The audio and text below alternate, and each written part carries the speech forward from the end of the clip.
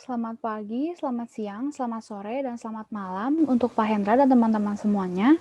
Pada kesempatan kali ini, saya akan menjelaskan mengenai penerapan e-government di Kota Surabaya. Pertama-tama, perkenalkan nama saya Lydia Febriana Sutanto dari kelas 1 PAK 51 dan saya berasal dari jurusan akuntansi. Pertama-tama saya akan menjelaskan mengenai latar belakang dari dibuatnya PowerPoint ini. Jadi, seperti yang kita ketahui, pada era digital ini kecanggihan teknologi sangatlah diperlukan. Segala sesuatunya sudah menggunakan kecanggihan teknologi dan informasi ini, seperti contohnya banyaknya aplikasi e-learning yang digunakan untuk pembelajaran, dan untuk pembayaran elektronik juga ada Shopee Pay, Dana, dan juga OVO.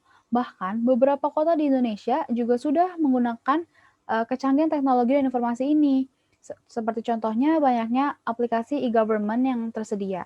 Karena dengan kita menggunakan teknologi dan informasi, pekerjaan kita akan menjadi lebih efektif dan efisien dan itu sangatlah memudahkan, kegiatan kita. Kemudian tujuan dari dibuatnya dan disusunnya PowerPoint ini adalah untuk memberitahukan kepada halayak dan mungkin untuk beberapa masyarakat yang belum mengetahui bagaimana sih penerapan e-government khususnya di Kota Surabaya dan apa saja aplikasi dan web yang disediakan oleh Kota Surabaya. PowerPoint ini juga dibuat untuk menempuh mata kuliah, pengantar teknologi, dan juga informasi.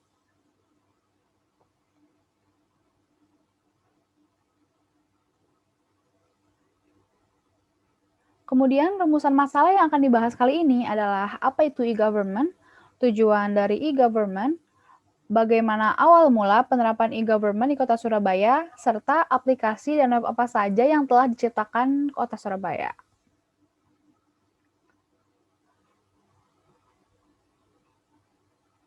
Nah, pertama-tama apa sih e-government itu? Jadi, e-government atau electronic government atau dalam bahasa Indonesia berarti pemerintahan elektronik adalah penggunaan jaringan internet dalam penyebaran informasi dan pelayanan pemerintah kepada masyarakat.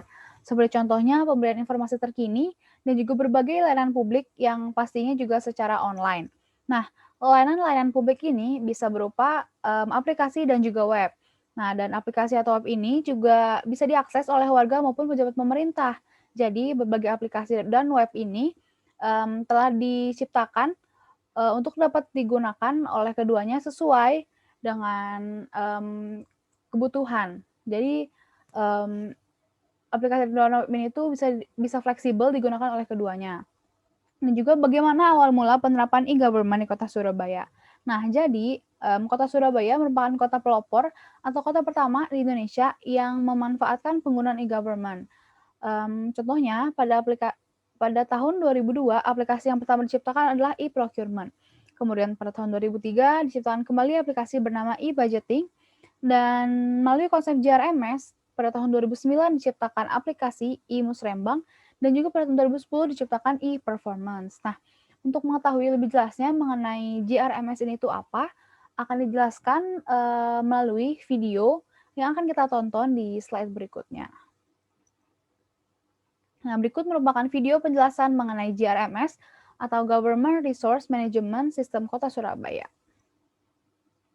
Untuk mencapai kesejahteraan masyarakat dan kepercayaan publik, maka perlu adanya partisipasi masyarakat dalam pembangunan. Untuk itu, penerapan good governance harus disertai dengan transparansi, efisiensi, dan efektivitas dalam pemerintahan. Dan dalam kaitannya dengan manajemen sumber daya pemerintah, di pemerintahan Kota Surabaya kini telah diterapkan sistem GRMS. GRMS merupakan sistem pengelolaan sumber daya pemerintahan yang terintegrasi dari aktivitas birokrasi hulu sampai hilir dalam konteks belanja yang dikembangkan oleh pemerintah Kota Surabaya dalam rangka menunjang pengelolaan keuangan daerah. GRMS adalah perkembangan dari ERP yang memiliki fungsi untuk berbagi data dari berbagai departemen dan memfasilitasi arus informasi antara semua fungsi dalam hubungannya dengan pihak luar. Kemudian menampilkan seluruh integrasi data tersebut secara real time. Integrasi yang terjadi melalui sistem GRMS adalah integrasi antara aplikasi e-budgeting, e-project planning, e-procurement, e-delivery, e-controlling, dan e-performance. Keuntungan dari implementasi GRMS adalah efisiensi. yang disebabkan karena adanya standarisasi biaya dan harga pengadaan yang baik. Efektivitas dengan adanya sistem pengendalian yang kuat antar lini dan akurasi kontrak serta administrasi keuangan, transparan dan akuntabel, dan peningkatan motivasi kerja.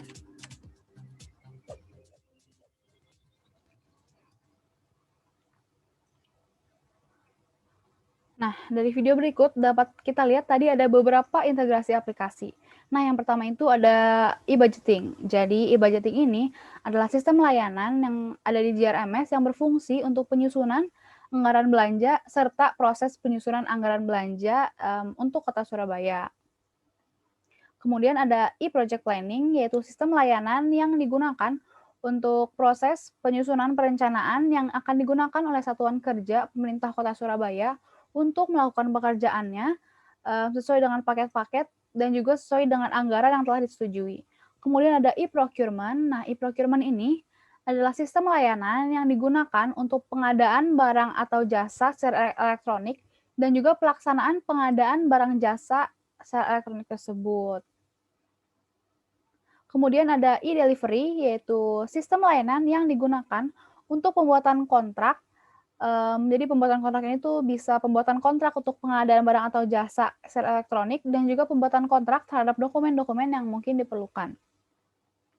Kemudian ada e-controlling. Nah, e-controlling ini adalah sistem layanan yang digunakan untuk menjembatani proses penyusunan perencanaan yang ada di e-procurement dan juga hasil pekerjaan yang diinputkan ke e-delivery. Jadi e-controlling ini berfungsi untuk menjembatani dua aplikasi. Dan yang terakhir ada e-performance, yaitu sistem layanan yang digunakan untuk penilaian kinerja pegawai pemerintah secara lebih objektif, akuntabel, transparan, dan juga partisipatif.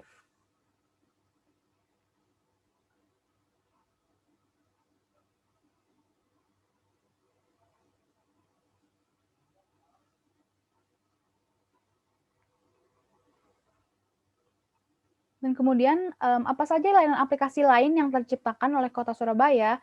Nah, jadi secara garis besar sistem e-government di Kota Surabaya itu dibagi menjadi beberapa bagian.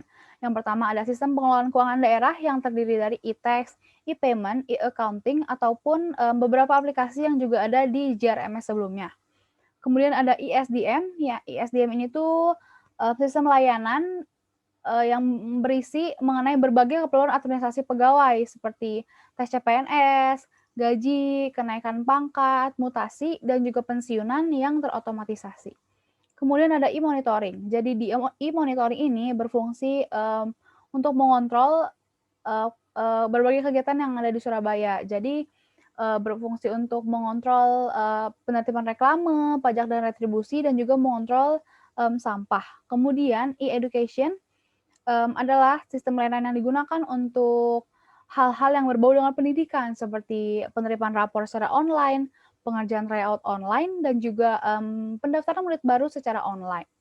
Kemudian ada command center sistem siaga bencana. Nah, layanan yang ini tuh dibuat khusus untuk segala keadaan darurat. Jadi apabila warga Kota Surabaya merasakan adanya keadaan darurat, dapat segera menghubungi ke nomor telepon 112.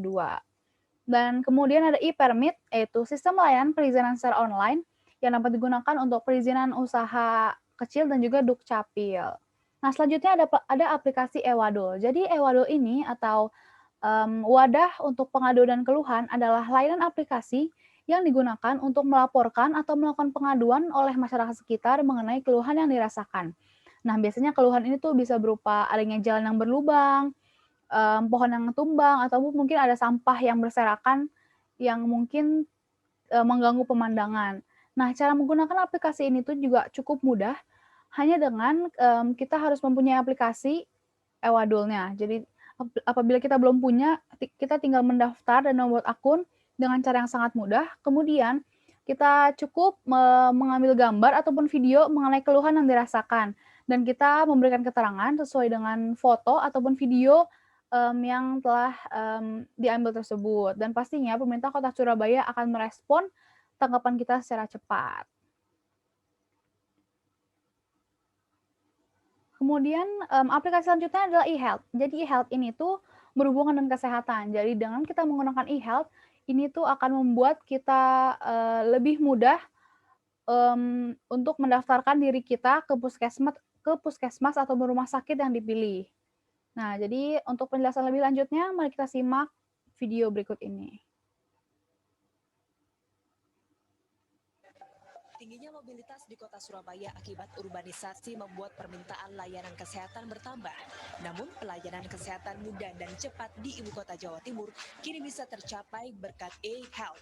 Lewat layanan ini, pasien tidak perlu mengurus administrasi saat akan berobat. Layanan kesehatan masyarakat Surabaya bisa dilakukan di mana saja. Anda cukup mengakses yaitu ehealth.surabaya.go.id.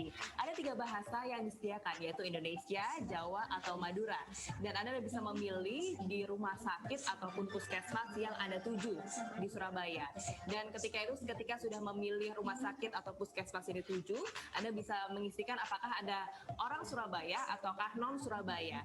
Dan Anda diminta untuk memilih yaitu poli atau klinik yang dituju.